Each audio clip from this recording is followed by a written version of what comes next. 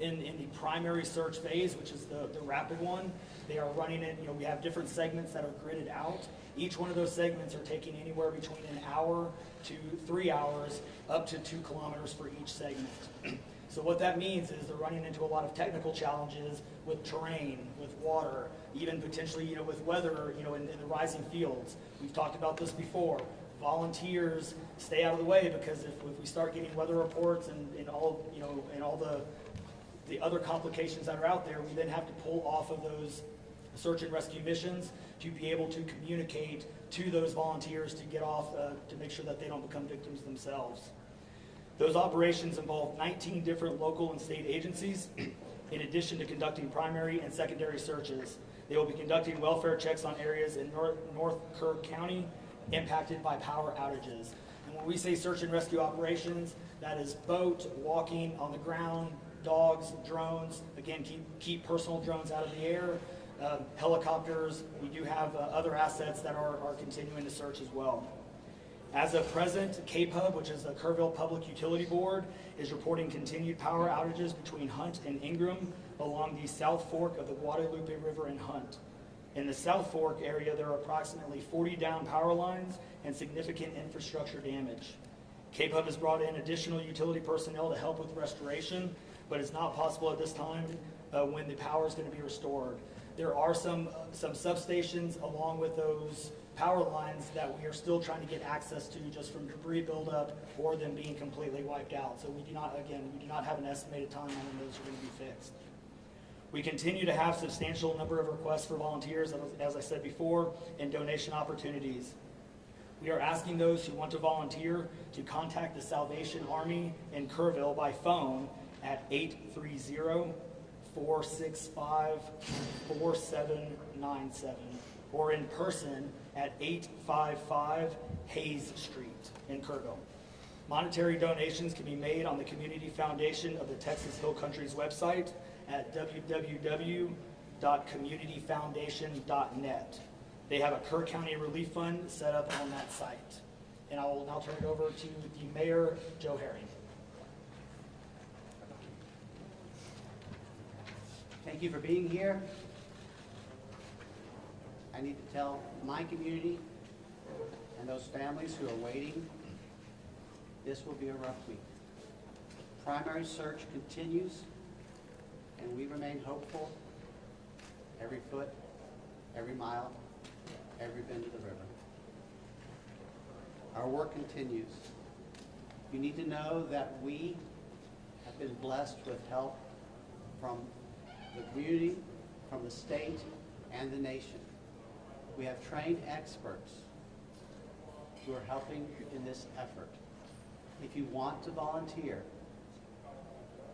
it is important that you contact Kerrville Salvation Army and register. Dalton gave that number, but I'm going to give it again. 830-465-4797. We need focused and coordinated volunteers, not random people just showing up and doing what they do. We need to work together. As Dalton said, donations have been flowing in from around the world to the Community Foundation. Again, that website is communityfoundation.net. Please follow the City of Kerrville's Facebook page for updates. They're accurate. We take a lot of time to make sure we send out information that will be helpful, not only to residents, but to those who are visiting. I've said this 100 times, and I will say it again. We need your prayers. We need your prayers. Thank you. And now, Senator Ted Cruz.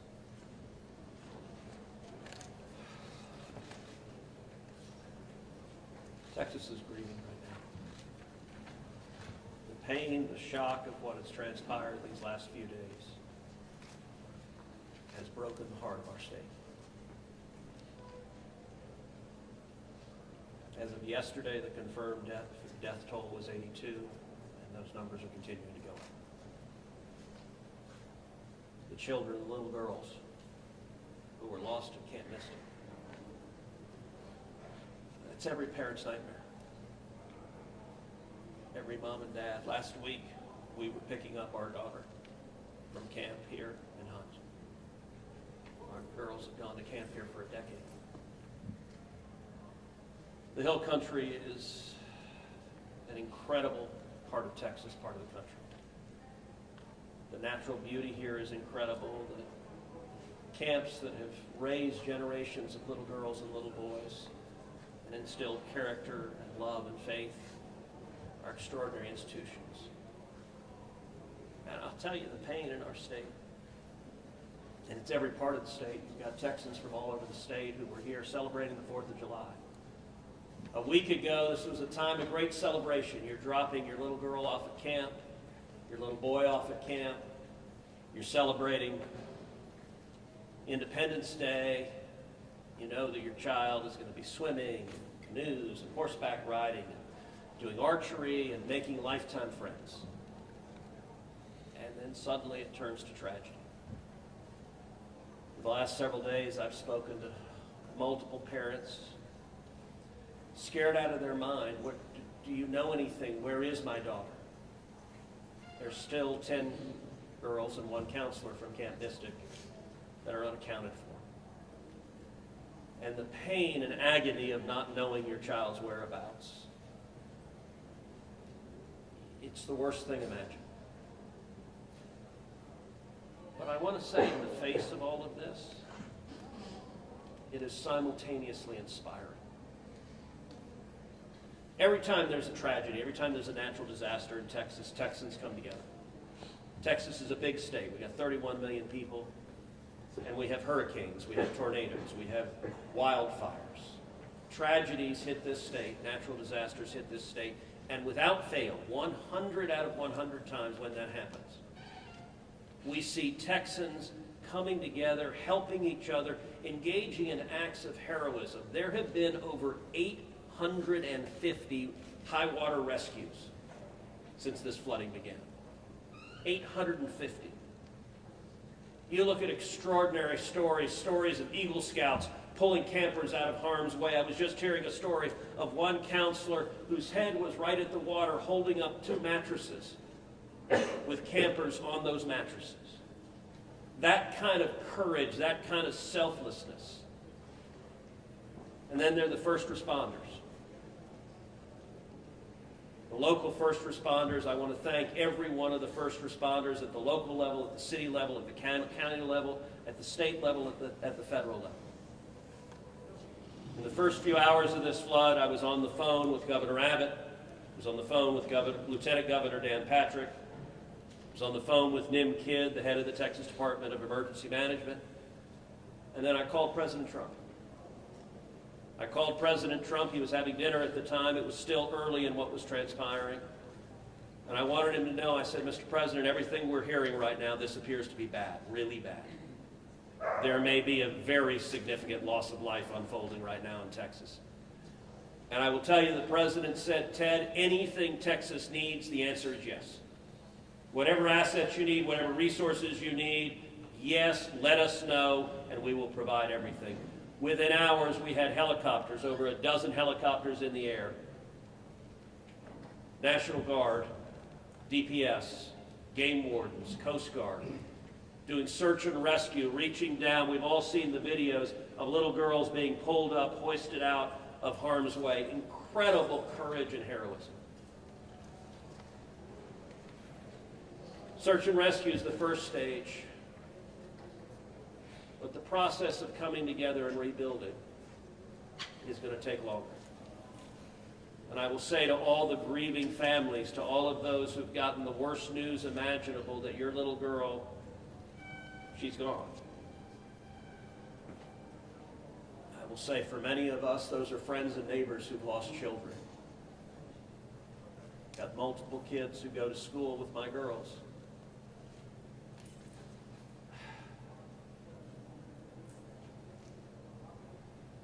The mayor asked for prayers. And I want to say thank you to the millions of Texans, to the millions of Americans, to the millions of people all over the world right now who are praying for Texas and praying for those parents. Going through this grief, it is going to take love, it is going to take friends, and family embracing and hugging and holding them while they weep. And it's going to take the church. With every disaster, one of the things we see here in Texas is the church steps up and the church helps and the church feeds and clothes and comforts. This morning I met with a group of chaplains who've been going through the incredibly difficult process of talking to mom and dad after mom and dad who just lost the most precious person they ever knew. And those chaplains are just trying to love them and show God's love. So I want to say we will come through this. To those in the midst of grief right now, that might seem hard to fathom. But Texas will come through this. And I just want to say thank you. I want to say thank you to these gentlemen here who are working. They are not sleeping. They are working every day. Thank you to the families. Thank you to the Salvation Army. Thank you to everyone who is just reaching out and saying, how can I help? We will come through this, and we'll come through this together. Thank you. And now we'll take questions. Senator, you talked about how you know kids here, how you've taken your own kids to camp. Was it ever communicated to you that there was a need, that it was a priority to have a warning system so people had a chance to escape something like this? Well, listen, I think anytime you're dealing with major rivers, there's a risk of flooding, and there's always been a risk of flooding, particularly on the Guadalupe River. I will say, in the wake of every tragedy, there are things that are predictable. One of the things that's predictable is that you see some people engaging in, I think, partisan games and trying to blame their political opponents for a natural disaster. And you see that with the hurricane, with the tornado, with the wildfire, with this flooding, where people immediately say, well, the hurricane is Donald Trump's fault. You know, look, I think most normal Americans know that's ridiculous, and I think this is not a time for partisan finger-pointing and attacks. Now, after we come through search and rescue, after we come through the process of rebuilding, there will naturally be a period of retrospection where you look back and say, okay, what exactly transpired? What was the timeline? And what could have been done differently to prevent this loss of life? And that's a natural process. I think it should not happen in a bitter and partisan sense, but it should happen in a reasonable sense of saying, what lessons can we learn? And I will give an example. You know, Houston's my hometown. If you live on the Gulf Coast, we get hurricanes. That's part of living on the Gulf Coast as hurricanes hit. And I do think Texas as a whole has learned over time how to deal more effectively with hurricanes. And so you look here, we know the National Weather Service put out an emergency warning just after 1 a.m. and a second emergency warning just after 4 a.m. Now, obviously, most people at 1 a.m. and 4 a.m. are asleep. And so I think we will have a reasonable conversation about, A, are there any ways to have earlier detection? And some of that, the limits of a flash flood, they're very difficult because they can arise so quickly. But everyone would agree in hindsight, if we could go back and do it again, we would evacuate particularly those in the most vulnerable areas, the young children in the cabins closest to the water. We would remove them and get them to higher ground if we could go back and do it again. Obviously, everyone would. The people in RVs by the river's edge. We know in disasters like this, RVs and mobile homes are particularly susceptible, whether a flood or a hurricane or a tornado, they're particularly susceptible to that. And so my hope is, in time, we will learn some lessons to implement to next time, and there will be another flood, there will be another disaster. But next time there's a flood, I hope we have in place processes to remove especially the most vulnerable from harm's way. But I think that's going to be a process that will take a careful examination of what happened and how can we implement processes better in the future to prevent this same loss of life. Senator, there were claims that the National Weather Service sent that first flash flood warning that should have alerted phones at 1:14 in the morning. But we have a federal public database maintained by PBS Warn, that says the first emergency alert wirelessly here in this area to Kerr County was was not until after 9 a.m. That was more than 4 hours after the severe flooding had come to this area. Did you know that? Have you seen that? And what's your response, knowing the state and cuts to NWS in recent months by this administration? So I don't know the source for what you're saying. All of the public reporting I've seen is that there were 2 alerts that went out, one just after 1 a.m., one after 4 a.m.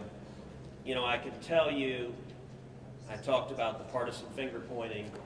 I think there have been some eager to point at the National Weather Service and say cuts there led to a lack of warning. I think that's contradicted by the facts. And if you look at the facts in particular, number one, that these warnings went out hours before the flood became a true emergency level. But number two, the National Weather Service here, New Braunfels is where they were headquartered. They had additional manpower. In fact, they had 3 additional people working that night, anticipating that it was going to be a very dangerous weather situation. I also think it's worth noting that the National Weather Service Union, which has been very critical of the DOJ cuts, has publicly said that they don't believe that the reduction in staffing had any impact whatsoever on their ability to warn of this event. And so, look, I think it is reasonable over time to engage in a retrospective and say at every level what could have been done better, because all of us would want to prevent this horrific loss of life. But I think just immediately trying to use it for either side to attack their political opponents, I think that's cynical and not the right approach, particularly at a time when we're dealing with a crisis and we're dealing with grief. But does this make you question whether there should be cuts at the National Weather Service and FEMA? I know you've been supportive of FEMA. Look, I am very supportive of FEMA. I'm very supportive of the National Weather Service. They both perform essential roles, and I think it is critical in every federal agency, particularly when you're dealing with public safety, that we make sure that critical roles are maintained. That's a longer and broader discussion, but as I said, everything from the public evidence indicates that was not a contributing factor to what Is occurred. it possible to get Dalton in just to talk about that and the National Weather Service alerts? Because there were escalating forecasts throughout the day from the National Weather Service. What did the emergency managers of the county and other local officials do with that information? Starting at 1:15 and onward, where you had the dire river forecast at 6:30, were emergency managers doing anything to put these processes in place to warn people on the river? So overall, we were preparing for the July 4th, weekend. So we had National EMR on site. We were, basically stood up kind of an incident command post, if you will, to prepare for that event. So everybody was kind of up, looking at weather. We looked at the weather before. When you looked at the National Weather Service, flood map, it spanned all the way from the west side of Texas, with Kerr County kind of being in that upper northeast corner of it. And so everybody, including the National Weather Service, was looking at where's the rain going to hit. We know it's somewhere in here, but with rain, especially when you're dealing with terrain, you got to figure out. Sometimes you don't know until it falls. So once it starts falling, then you got to figure out, okay, how's the watershed going to do this? How's the science going to work? And when you have that north and south fork that we had talked about before, it all converged into one. We do know that a lot of the camps were looking at this just as much as everybody was. With the rainfall percentages, even the National Weather Service had looked at, and don't quote me on the numbers, but it was anywhere between 1 to 7 inches. We got significantly over that. And again, when it goes into very congregated areas and how that watershed shifts into the rivers, that impacts things. And so the camps, obviously, we've heard stories where campers were getting up. They were up at 3:30 in the morning. They were trying to move to higher ground. That's the head. And the other interesting part of the terrain, when we talked to UGRA folks as well, this is the headwaters of the Guadalupe. This is the beginning. This is where everything forms when it comes into the North and South Fork. And so as those things develop, it develops very rapidly, very quickly, and this rose very quickly in a very short amount of time. And so those campers that were able to do that, it worked. There's been the other question, I'll just give this one out. Evacuation. Well, why don't we evacuate? Well, evacuation is a delicate balance, because if you evacuate too late, you then risk putting buses, or cars or vehicles or campers on roads into low water areas trying to get them out, which then can make it even more challenging, because these flash floods happen very quickly as well. And certainly we saw that in 1987, but was there any We're gonna call for special last evacuation question. earlier when it wasn't too late? Was there any discussion about that among the officials? Sorry, repeat your Sorry, question. Was there any discussion to evacuate or activate any emergency plans before it was too late, where it would be very dangerous like that? Well, so again, just like disasters in Texas everywhere, it's very tough to make those calls because what we also don't want to do is cry wolf. We don't want to make sure that we activate it at the right time.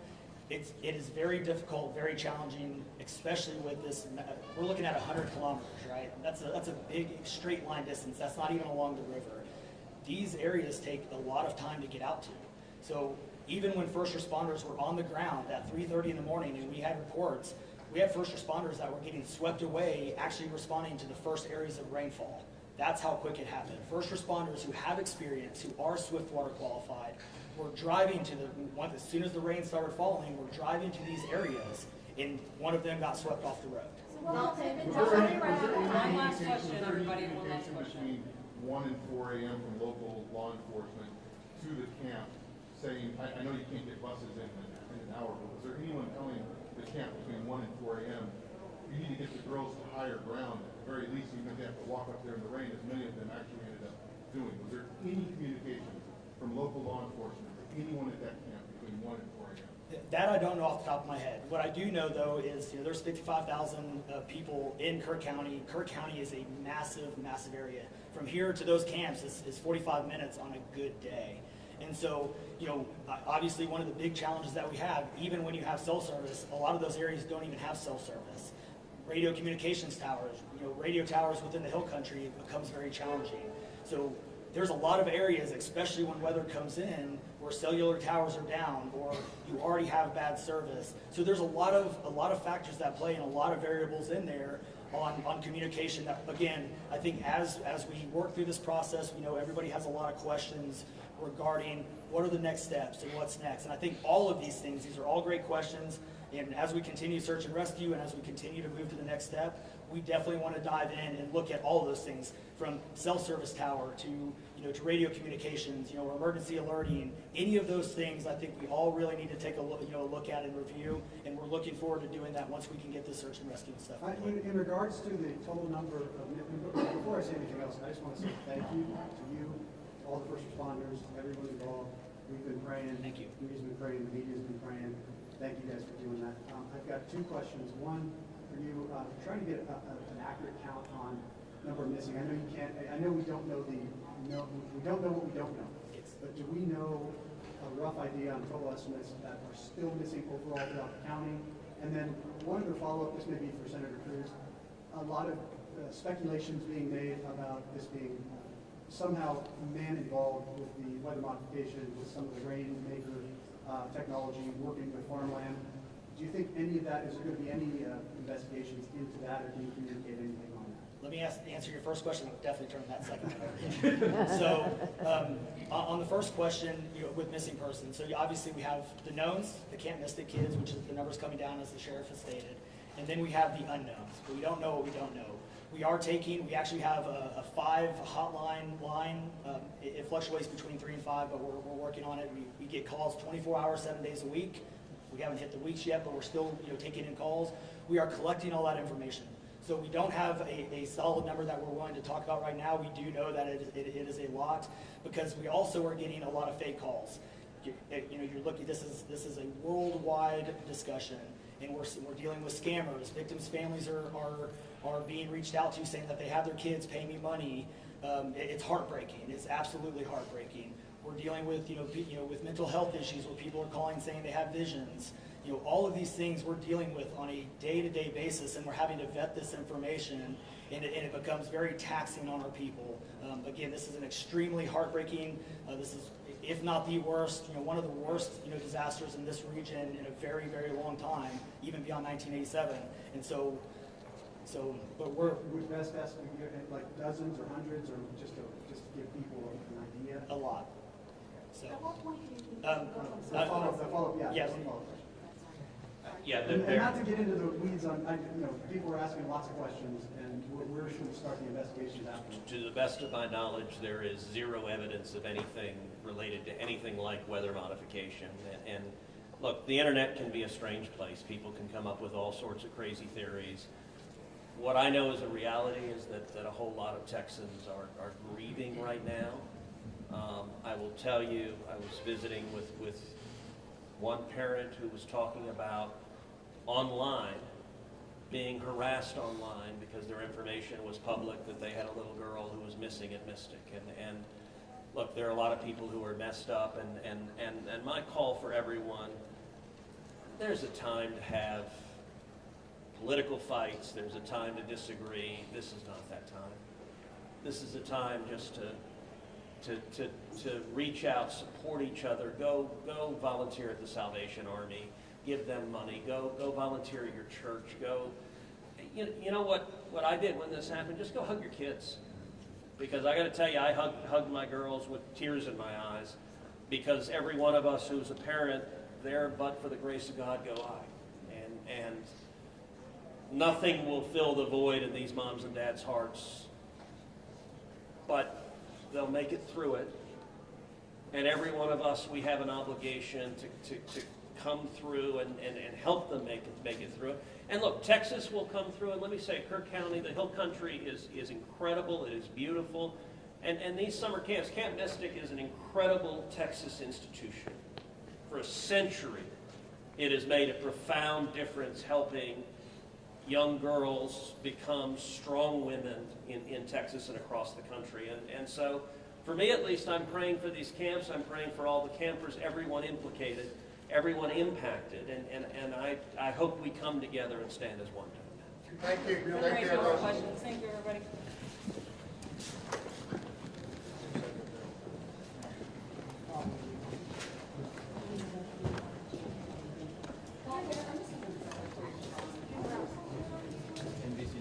Hey, good morning, folks. If you were not here earlier, I put out some housekeeping notes. I want to repeat that. A couple of important things to note. Temporary flight restriction is still in effect. Flying drones will and they have interfered with search and rescue operations. We're asking everyone to clear with that direction. Hey, excuse me, can we keep it down and shut the door? Can you start from the beginning? Sorry. You bet. TFR is